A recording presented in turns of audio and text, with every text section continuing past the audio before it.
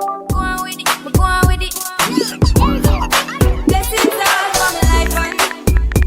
My thank God for the journey, the earnings, and that's for the plus. Gratitude is a must. See, blessings fall by my right hand.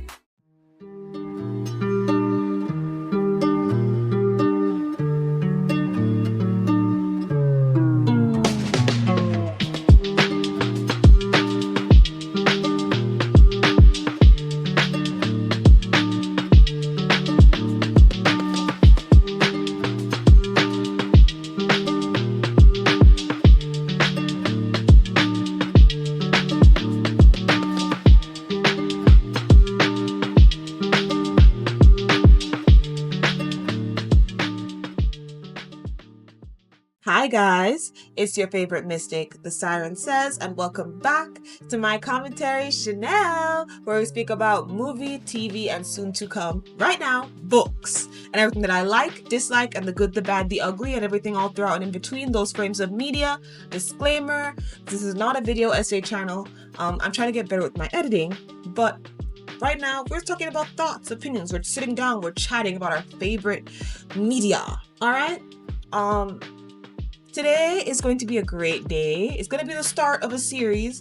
I want to talk about my favorite book series and just books that I like. Today we're going to be speaking about Naked in Death, written by J.D. Robb, which is the pseudonym that Nora Roberts uses when she writes in this book series. I think it's still going on to this day. I heard that she's only going to stop once the main character that we will talk about falls. Like if she... the series will stop if Eve ever has a kid. Because, Eve isn't even the type to have children, so if she ever has one, the story's over. Like, we don't need to see that. And I'm very happy about that. I hope that's true, because I don't want to see that either. I can read other books and watch other shows for that. But this series, it's going to be a slight crossover. As you know, under all my videos, I link my Sims 3 channel. I have a Sims channel. Sims is a simulation game where you can play lives. I would love to make the characters that I'm speaking about in the Sims 3 and show them off, but I'm not sure if by the time I'm doing this, everything will be up to snuff enough for me to do that in time. So it's a long-form crossover event. Just to speak briefly on what the series is about and what the book is about in a non-spoilery way. So the series follows one character, Eve Dallas, as she solves crimes and protects the futuristic city of New York. I think it's New York. So it's a futuristic, sci-fi, modern-ish sort of drama, crime, almost thriller. It's my favorite book series of all time. I love all the characters in it, and any character that I don't like ends up not being around for long. Just perfection. I started reading it when I was like 14 or 15 years old. I found it in an attic. It's such a main character movie moment. I was in an attic. I was living in America, because I'm Jamaican if you don't know. I was living in America at the time. And we were living in this like townhouse that was like divided in half. And so the family wanted us to live in their other side of the house. So they had a bunch of random stuff in the attic. I went to the attic one day because I was being homeschooled at the time before they transitioned me to high school. And I was bored and I was alone. So I went to the attic and I saw this book, and it was called Naked in Death, right? We're gonna be calling it Nude in Death for the foreseeable future right now. And I thought to myself, salacious book, let me read it. I was a heavy reader. I would read like 15, let's just say 10 to 20 books a week, depending. Mostly fiction books, right? And so I was excited. Of course, I grew up in a very religious household, so they didn't like the overly sexual stuff. So just by the title, I thought there must be sex in this book. And there was. There was. But not like that. So I read it, gobbled that book up, gobbled it up.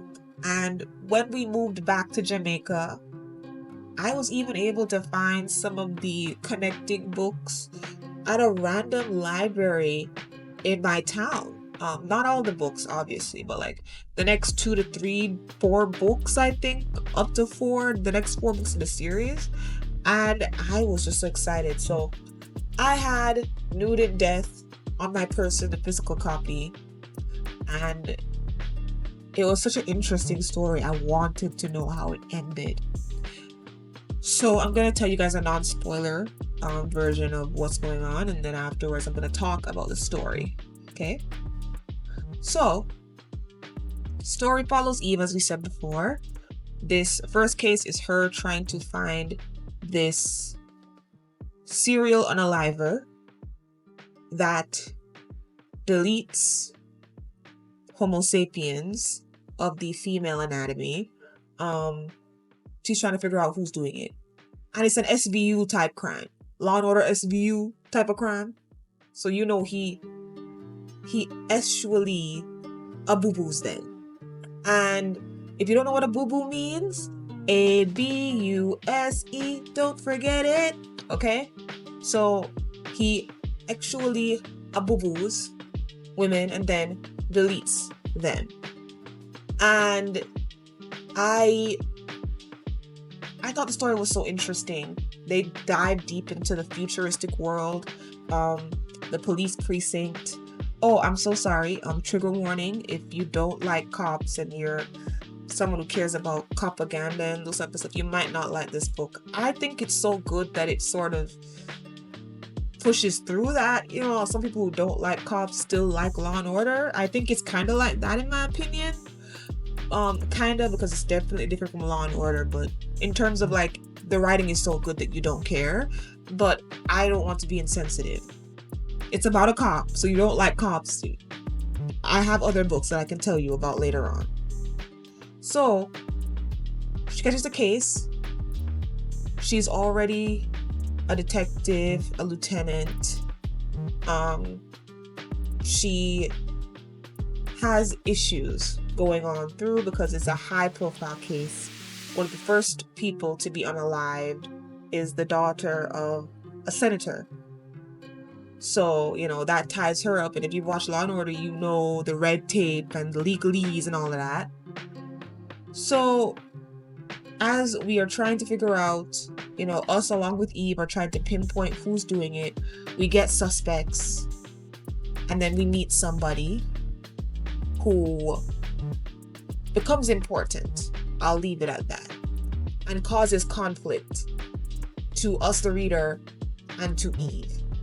Really adds a different dynamic, makes it so interesting and so important as well. Of course, by the end of the book, we do find out who it is, but, you know, it wasn't easy and it's not without consequence. I think it's a good read. It's a type of book where you feel like you're there and you're a detective. You're getting to know the characters. You're enjoying the ride. Your blood pressure is going up a little bit. You're getting the anxiety. You're getting also, one thing I like about this book, you get the side of the unaliver. Almost like anonymously. So you don't know who it is, but there'll be like pieces of the book where you're seeing the next unaliving from the unaliver's perspective, or from the VICTIM's perspective. Victims, you know, Timberlands, let's call them Timberlands. Vic Timberlands, you're getting it from the Vic Timberlands perspective.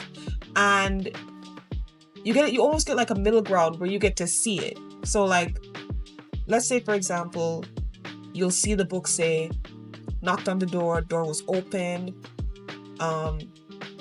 Judy looks at this figure. Oh, so-and-so is pretty handsome. Blah, blah, blah. Unaliving happens. So you get to see it from the Vic Timberland's perspective. And you also get to slightly see it as well from the unaliver's perspective as well. So it's really cool. So you get to notice even just a little bit more than Eve. So you really get fully immersed into this world, to this story. And honestly, just to give you a little peek into other books, all the books are like that. and it makes it so interesting. And I'm telling you, all the villains are really good. Like, at this point, I bet they could have made this a TV show or a series of movies. That's how good this is. Like, adapt this, please. Also, please don't adapt this. Y'all don't mess up everything. But yes, we're about 10 minutes in. I'm going to go into spoiler territory. But long story short, it's a murder mystery. Okay, we go in, see who did the murdering. You get to investigate. You get to know Eve. Get to know people around Eve. You don't trust anybody at first, and you slowly figure out who to trust. But then, even if you find people to trust, you're still not sure if you should trust them. In other books, very good work. It also has romance, comedy, a lot of action, everything that you could want as a reader. It's there. So I'm gonna get into spoilers now.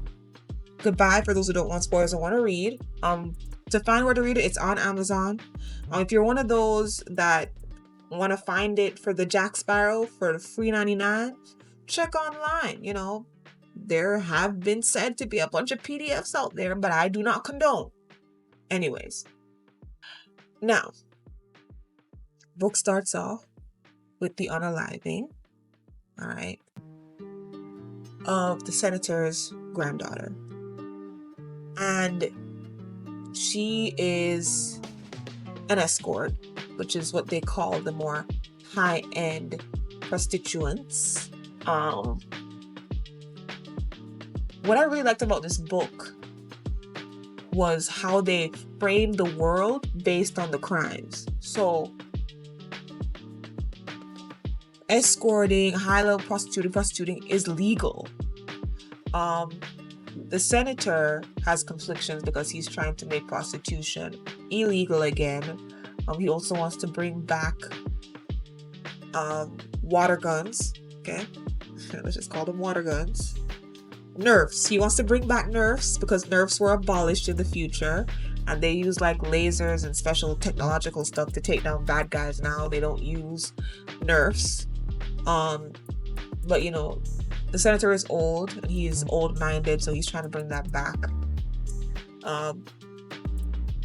At the scene of the crime, they get a message that she's one of six, I think. One of six or one of three, one of four. He has like a small, even number of people that he's trying to get rid of. So Eve's going into hyperdrive. You get to see that they're in hover cars. That the food is kind of weird unless you have money.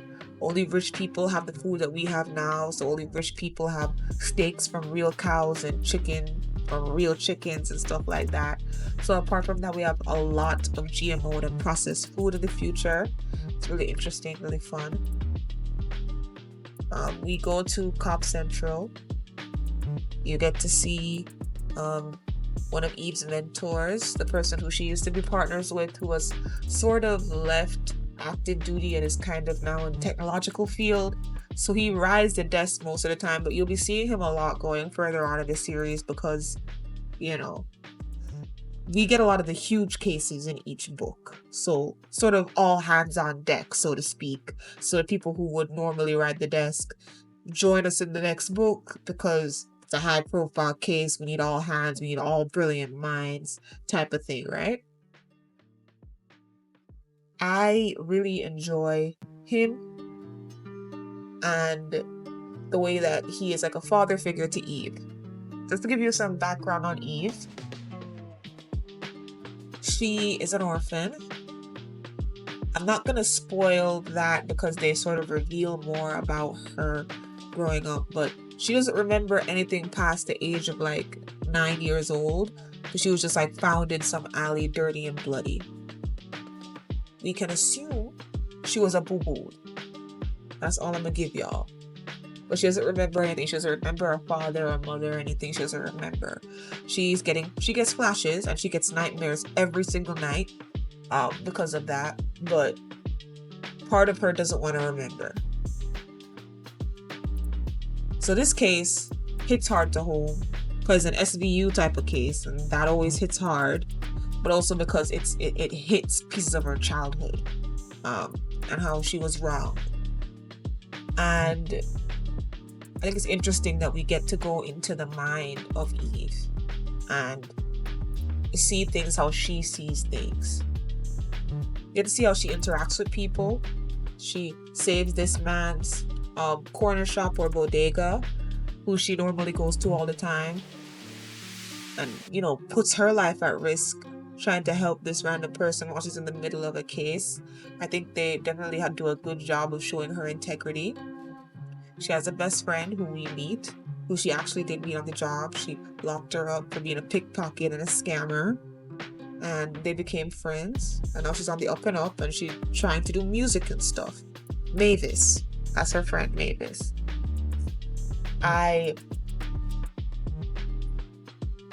I think that this particular story, this particular villain, whatever you want to call him, really got to Eve because of how good he was. He was very technical. You're not going to see him or her on the cameras, So as she's running down the list of suspects, she meets somebody who knew the dearly departed. His name is Rourke. Rourke is somebody that is so rich it can't even quantify it. He's buku rich, like damn near past billionaire. He's gorgeous. They depict him as a man who's tall, physically fit, deep sea blue eyes, gorgeous bass, Irish lilt in his accent. However, I'm not the person that finds an Irish accent particularly dreamy. I don't think it's a bad accent, but when I imagine Rourke when I'm reading, I give him a British accent. So if y'all do that too, all power to you. Also, why didn't I talk about how Eve looked? Eve, you're gonna read the book, but Eve, she has short brown hair that's choppy. She chopped it herself, and it's not a good chop apparently. She has whiskey brown eyes, flecks of gold in them. In Rourke's words, lips that were made for woo-woo. Oh, Eve, I can relate. I hate when men say stuff like that to me. She's tall, she's willowy, means she's really, really, really skinny. But because she's a cop, she's more lean, but she looks really skinny. So she has a model-esque build, but she doesn't walk like she has a model-esque build. She walks like a tomboy. When she and Rourke meet, it's like this magnetic connection. And therein lies the issue I was telling you about her confliction. During the middle of this, she starts getting entangled with Rourke. Rourke is pushing her buttons, calling her out. She's calling him out. They're both getting on each other's nerves. And like a little bit of romance starts to stem from that. And they flirt heavy. And a lot of things happen. I don't want to spoil everything. But she gets to see the inside of his mansion. I'm just going to leave it at that. By the end, they find out who was hurting the women. And it's not surprising, but maybe if you were paying too keen attention, you weren't sure. It's difficult. So difficult. But when they find out who it is, and Eve finally confronts that person, it's tough. It's a tough. It's so hard to read every time I read it, but it gets me emotional every time. It's a brilliant book. I'm not even usually a sci-fi type of person. Like, I don't really care to read books about aliens and the future. And when I was a kid, I read a few books like that, but that's not stuff I would look for. I would hop up into stuff like that. The last book series I read that was futuristic in any way was Hunger Games. But this book, I definitely think you guys should read it. I'm probably going to make a slightly more in-depth video later on about this book. If you guys we don't care about spoilers, tell us exactly what happened and exactly what you thought. Cool. I'm gonna be reading the second book when I'm done with that. That video will be a lot better. This one is more of an intro to let you know what I think and what this whole series is going to be about. Really, I'm excited. to get into this and just to show you guys what I've been reading because it's really fun. I also have a bunch of different types of books that I read that I'm currently rereading. I'm gonna also make a video about stuff like The Duff because I was one of the few people that had actually read the book before the movie came out.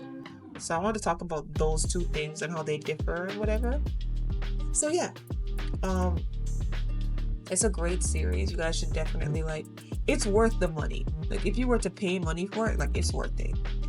Um, JD Robb is a fantabulous writer, and she gets you invested in every single character that you see in the book.